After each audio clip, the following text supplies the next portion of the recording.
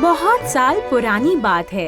एक गांव में एक जमींदार रहते थे जिनका नाम था हरिहर। शुक्ला पंचमी में उनके घर पर बहुत जोरों शोरों से अन्नपूर्णा की पूजा होती थी। वैसे ही एक बार पूजा की तैयारी चल रही थी और पति पत्नी के बीच झगड़ा शुरू हो गया। अरे ये सब क्या हो रहा है भाग्यवान? मैंने सुना है कि तुम और ज्यादा गरीब लोगों को खाना खिलाने वाली हो। उसने गलत बात की है।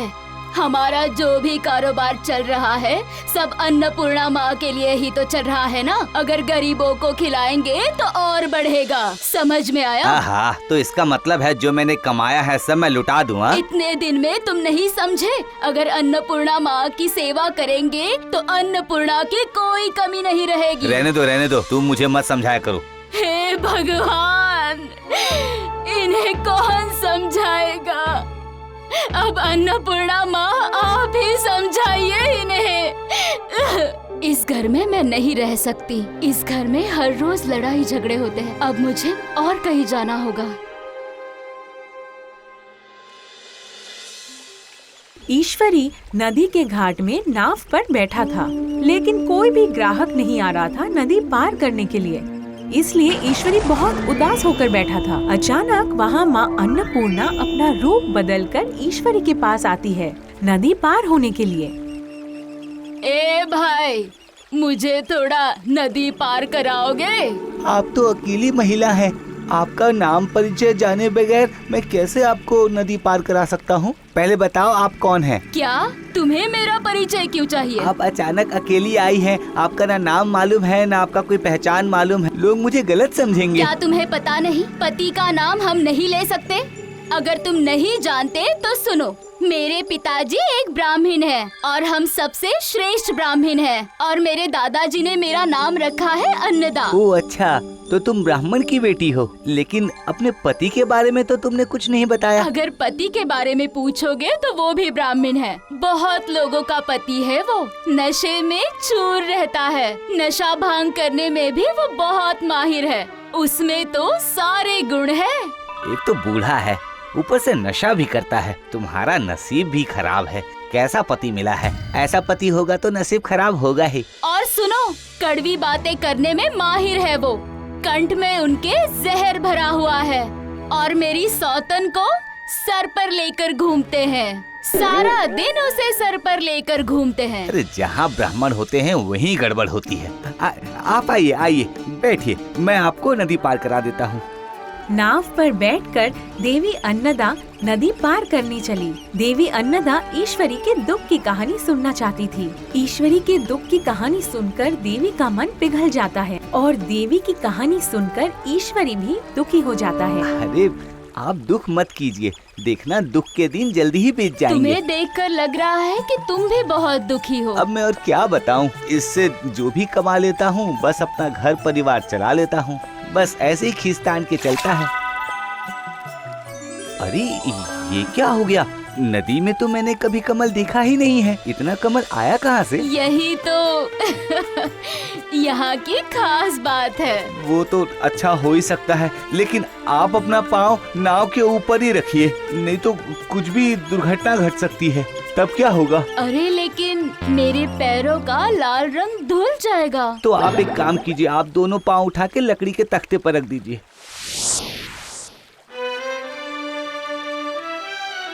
हाँ, ये देखिए नदी पार हो गए हम लोग।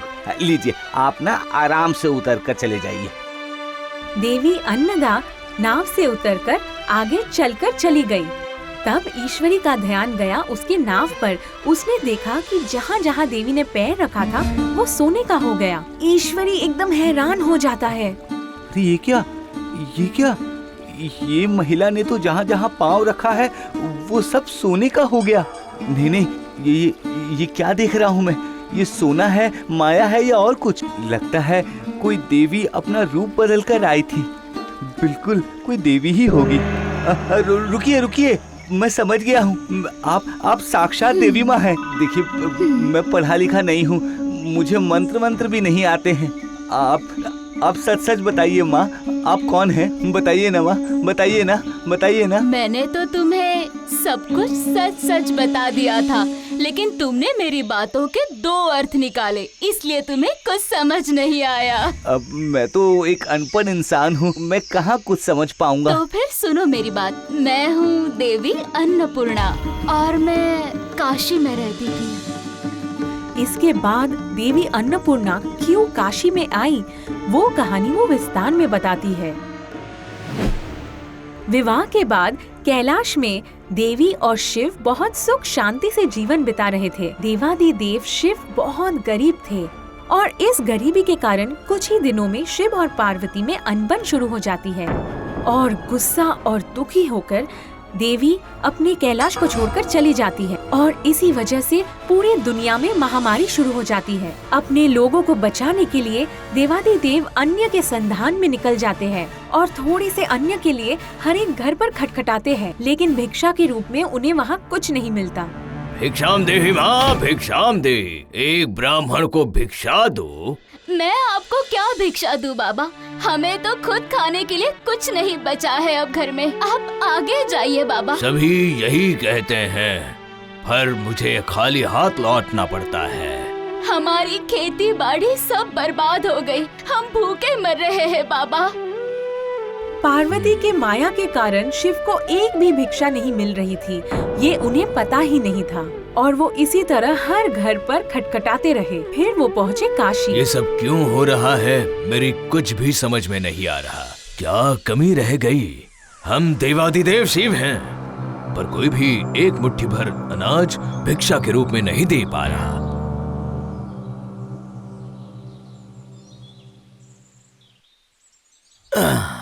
थोड़ी देर मैं यहीं पर आराम कर लेता हूँ और उसके बाद दूसरी जगह जाकर भिक्षा मांगता हूँ। तुम्हें देख के लग रहा है कि तुम सुबह से कुछ खाए ही नहीं हो।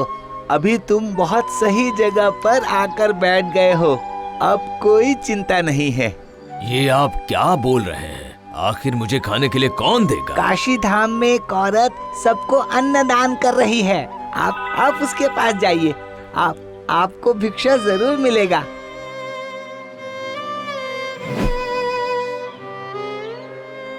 अरे ये क्या? ये तो पार्वती है। अब समझ में आ गया। ठीक है, अब मुझे इन्हीं के हाथों से भिक्षा लेनी होगी। कृपया इस गरीब ब्राह्मण को भिक्षा दो।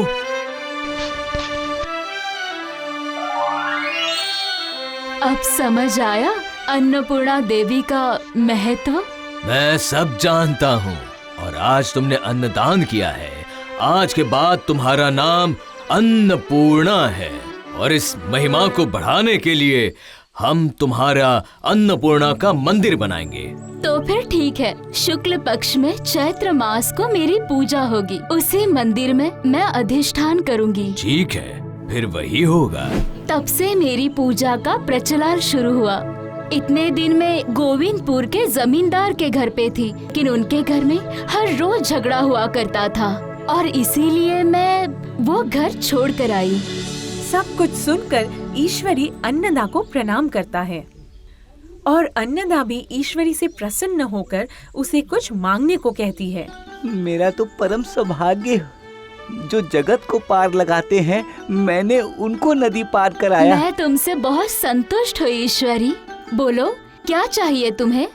मुझे अपने लिए कुछ नहीं चाहिए, बस मेरे बच्चे सुख शांति से रहे, उनको कभी खाने की कमी ना हो। तुमने सामने देवी को देखकर भी कोई उपहार नहीं मांगा, सिर्फ अपने बच्चे का भविष्य मांगा। इतनी छोटी सी इच्छा है तुम्हारी। ठीक है, तुम्हारी इच्छा पूरी होगी। आज तुमने पिता के चरित्र को महान कर दिया है, यह जगह तुम्हें हमेशा याद रखेगी।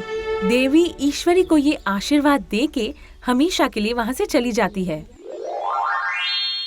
इसके बाद देवी अन्नदा कृष्णचंद्र के पूर्वज भवानंद के महल में कृपा करने जाती है और उसके बाद भवानंद धीरे धीरे अन्नपूर्णा की पूजा करके अपनी गृहस्थी और महल को और बढ़ाते हैं।